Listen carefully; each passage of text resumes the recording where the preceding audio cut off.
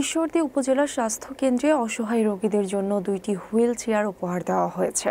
সমাজসেবক ও ছাত্রদল নেতা রফিকুল ইসলাম নয়নের ব্যক্তিগত উদ্যোগে এবং বিএনপি ভারপ্রাপ্ত চেয়ারম্যান তারেক রহমানের পক্ষ থেকে এই উপহার প্রদান করা হয়। বুধবার বিকেলে অনুষ্ঠিত অনুষ্ঠানে উপজেলা স্বাস্থ্য কর্মকর্তা doctor Mohammad Ali Ahsan, RMO doctor Shishir Mahmud, doctor Shahid Hasan এবং উপজেলা প্রেস ক্লাবের সভাপতি তৌফিক আক্তার পান্না সহ অন্যান্যরা উপস্থিত ছিলেন। দৈনন্দিন সমাজসেবার অংশ হিসেবেই এই উদ্যোগ।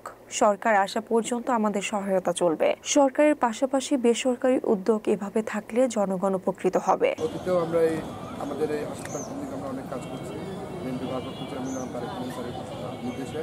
তা আশা করি ইনশাল্লাহ এই হাসপাতাল আমাদের হাসপাতালের দায়িত্ব আমাদের দেখতে হবে। এখন যেহেতু বাংলাদেশের কোনো নির্বাচিত সরকার নেই, আগামী দিনে এই যতদিন সরকার না আসবে ততদিন আমরা এই হাসপাতালকে দেখভাল আমরা জনসাধারণ যারা সাধারণ মানুষ যারা সমাজকর্মী যারা আমরা সমাজের। জি, আমি ডাক্তার মোহাম্মদ আলী হাসান, উপজেলা স্বাস্থ্য পরিবার পরিকল্পনা কর্মকর্তা ঈশ্বরদী। আজকে আমাদের সাথে জানাচ্ছি যে জনাব রফিকুল ইসলাম নয়ন ঈশ্বরদীর একজন বিশিষ্ট সমাজসেবক আমাদের হাসপাতালের রোগীদের জন্য 2টি হুইল চেয়ার প্রদান করেছেন, যেটা আমাদের রোগীদের কাজে লাগবে।